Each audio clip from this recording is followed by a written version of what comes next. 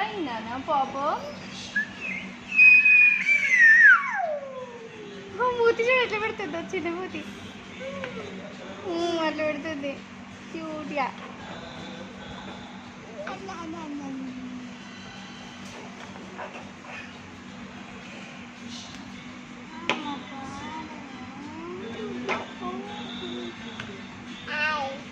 ఏయ్